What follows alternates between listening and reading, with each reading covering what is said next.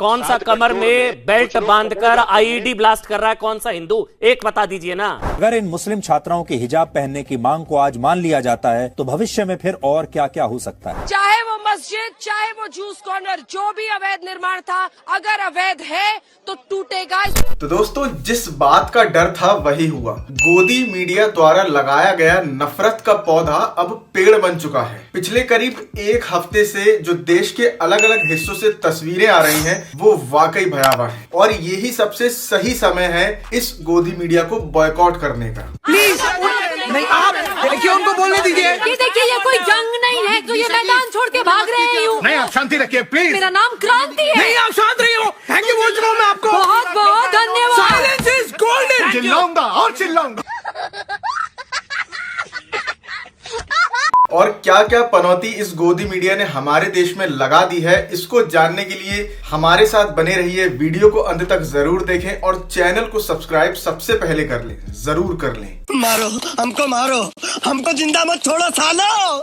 तो दोस्तों, जो बवाल और जो आगजनी आज आप हमारे देश में देख रहे हैं, ये तो एक ना एक दिन होना ही था, क्योंकि जिस रफ्तार से और जिस अमाउंट में ये गोदी मीडिया की जहरीली डिबेट्स बढ़ती जा रही थी, ये तो एक ना एक दिन होना ही था। और जब से टाइम्स नाउ पर नुपुर शर्मा वाला स्टेटमेंट वायरल हुआ है, तब से जैसे चीजें खराब ही होती जा रही हैं। लेकिन क्या इसके लिए नुपुर शर्मा जिम्मेदार है? क्या इसके लिए जो मुस्लिम पक्ष टीवी पर बिठाया जाता है वो जिम्मेदार है? न तो हिंदू जिम्मेदार है और ना ही मुस्लिम जिम्मेदार है। भारत में हो रहे इस बवाल के लिए गोदी मीडिया जिम्मेदार है। इनको अच्छे से पता होता है कि एक मौलाना और एक महंत को जब ये अपने डिबेट्स में बैठा देंगे और उनको आपस में लड़वाएंगे तो इनके चैनल पर लाखों में व्यूज आएंगे और इसका प्रमाण आपको यूट्यूब पर दिख जाएगा।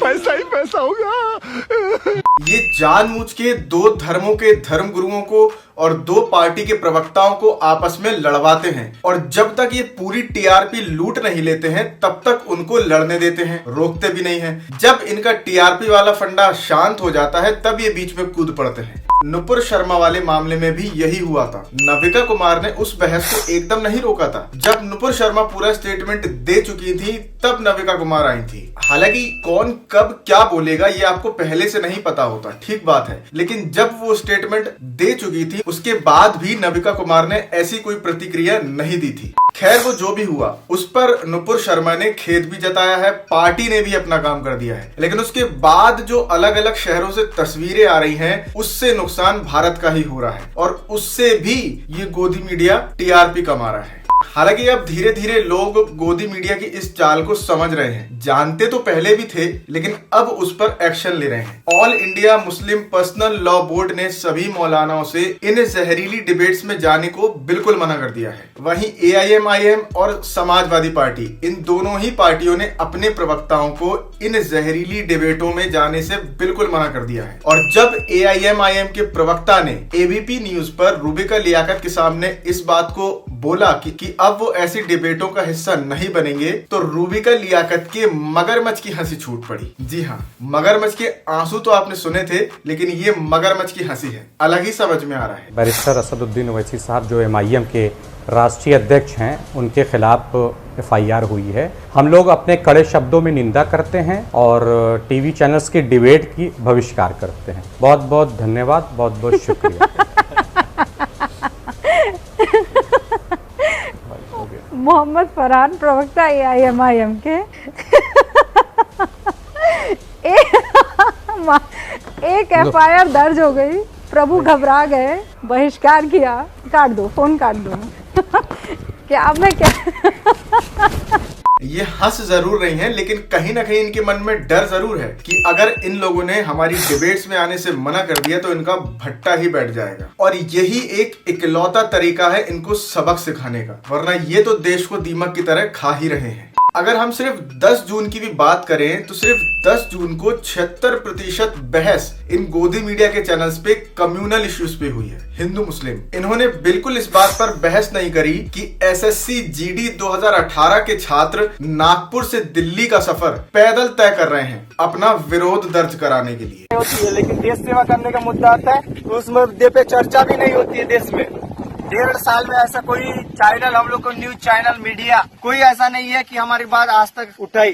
लेकिन ये खबर इन सभी चैनल्स के लिए असामान्य, साधारण और बेकार खबर है। इससे टीआरपी तो आने से रही, तो अब टीआरपी जिससे आएगी वही तो दिखाएंगे।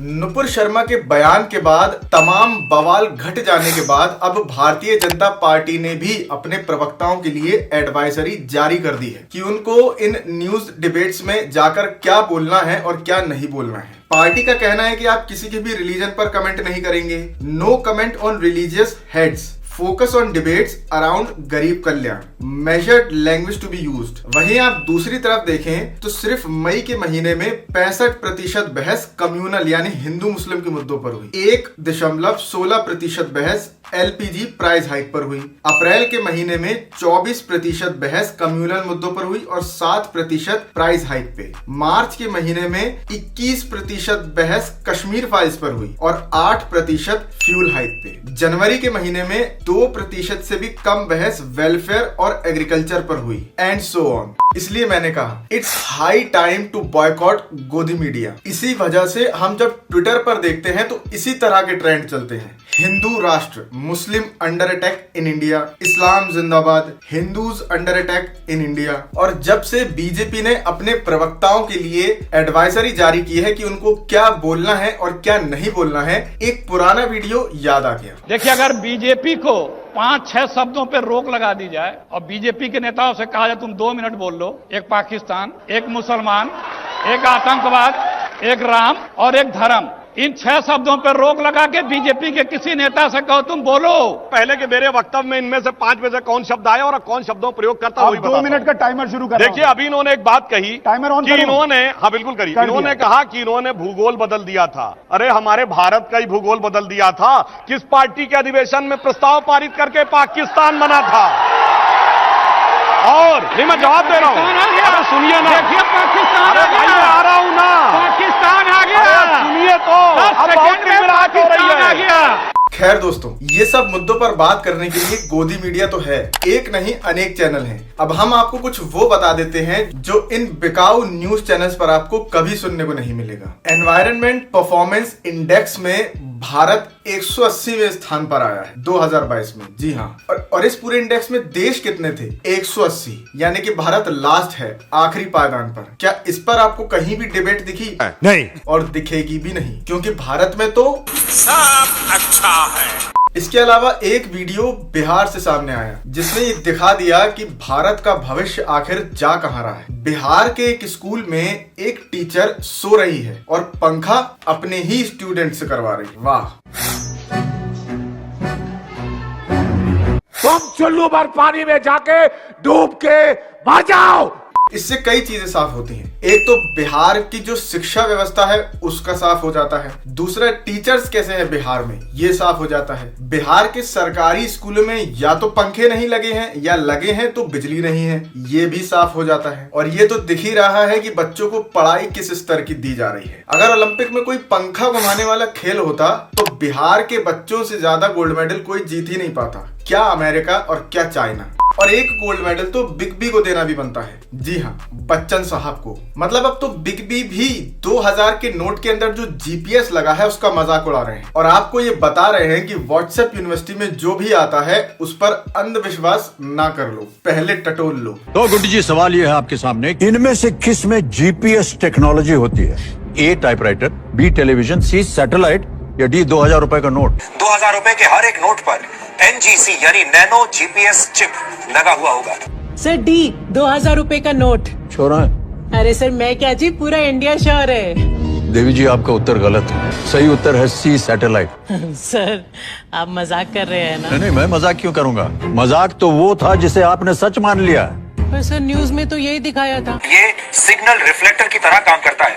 जब कोई सैटेलाइट लोकेशन की जानकारी लेने के लिए सिग्नल देता है, NGC लोकेशन से इस सिग्नल को रिफ्लेक्ट कर देता है। ये तो उनकी गलती हुई ना? नहीं, हो सकता है उनकी गलती हो, लेकिन नुकसान तो आपका हो गया ना। तो देखा आपने देवी और सज्जनों, ज्ञान जहाँ से भी मिले बटोर लीजिए और पहले जरा टटोल लीजिए। तो शांति से जरा थोड़ी देर बैठिए। Are you comedy me? अब या तो बॉयकॉट केबीसी हो सकता है या भक्त मंडली कहीं पर भी रैलियां निकाल सकती है केबीसी और बच्चन साहब के खिलाफ। तो भैया किसी भी चीज पर विश्वास करने से पहले अपना दिमाग जरूर लगाएं, खबर को टटोलें, उसके बाद ही उस पर विश्वास करें। कंगना रनौत की तरह नहीं कि स्पूफ वीडियो को ही अपने इंस्टाग्राम स्टोरी पर लगा दें और कतर एयरवेज को गरिया दें। We are requesting Vasudev to take this call for boycott back, and this is a special kind of boycott because it is BYCOTT, another level of boycott. अलग ही समझ में आ रहा है कि वो डबिंग है, फिर भी कंगना रनौत को समझ में नहीं आ रहा। अब व्हाट्सएप यूनिवर्सिटी की छात्र हैं तो इतना तो बनता ही है। इसी हरकतों को रोकने के लिए बच्चन साहब को केबीसी का प्रोमो कुछ ऐसा बनाना पड़ा। इसलिए आप भी खबर को टटोलें और फिर उस पर विश्वास करें।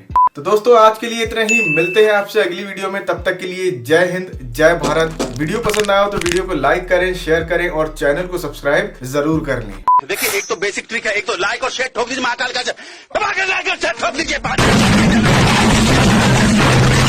पूरा साल मेहनत करता हूँ आपके लिए बेटा, ऐसा नहीं चलेगा, ऐसा नहीं चलेगा।